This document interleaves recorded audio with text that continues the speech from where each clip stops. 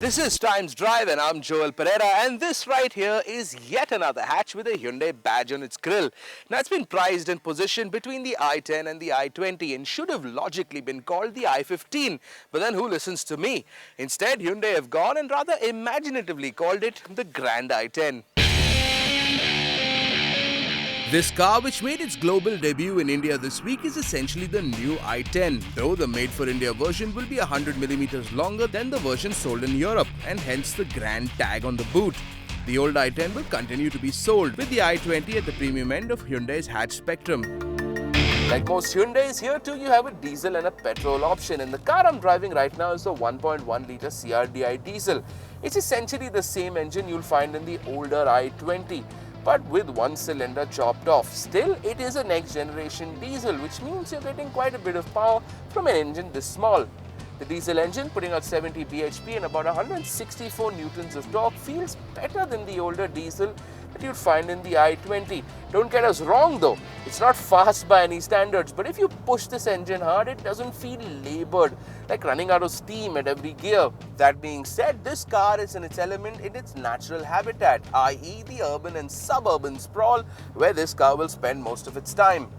In the city at lower gears, the Grand i10 feels light, almost peppy, but push it harder and that's where the fun ends.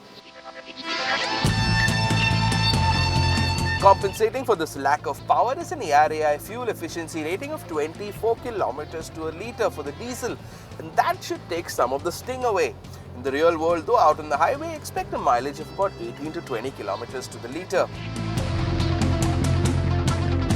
Now moving things along from the engine to the wheels is a 5-speed gearbox, which is one of the features of the Grand i10 that I actually liked.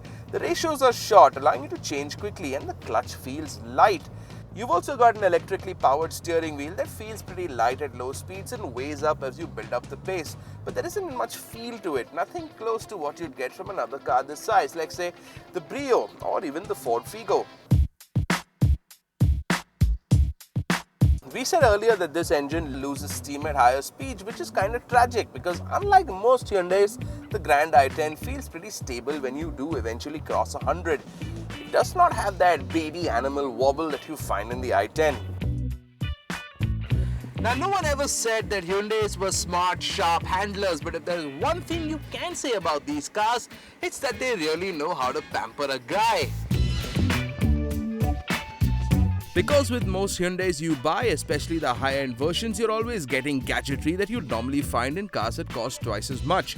Like the Grand, for instance, you're getting rear AC vents, which makes a huge difference for the folks in the back seat, a tuned-in stereo with Bluetooth, and a feature you normally only find in expensive German cars, a GB worth of internal memory. The interior fit and finish is also pretty high quality, and you're also getting a trip computer and gear indicator as standard equipment. There's a decent bit of interior space as well, considering this car is 10 centimeters longer than the current i10. And you can have 3 sit in the back seat quite comfortably. However, the rear AC vent that we talked about earlier does eat up some of the legroom for the guy in the middle. Now on the outside, Hyundai have dialed down the entire fluidic concept a little bit, so the bodywork isn't really a rash of cuts and slashes that you see on the more newer Hyundais. What you have here is a clean, sensible car with a few bits of flash. The diamond-cut alloy wheels, for instance, are a nice touch. The Grand i10 finds itself right in the middle of the hatch range where most of the action is, competing against great cars like the Ford Figo or the Honda Brio. What the Grand i10 has going for it though is an institutional advantage. Hyundai has a huge sales and service network, second only to Maruti. And that's going to make a difference to people looking to buy a car in this class. Also, if you spring for the higher end variants like the Sports or the Asta, you're getting a lot of kit that you wouldn't find in cars like these. And then there's the price. The low-end petrol begins at 4.29 lakhs, going all the way to 5.47 for the top end, while the diesel begins at 5.23 lakhs for the low-end era, while the fully loaded Asta variant will cost you 6.1.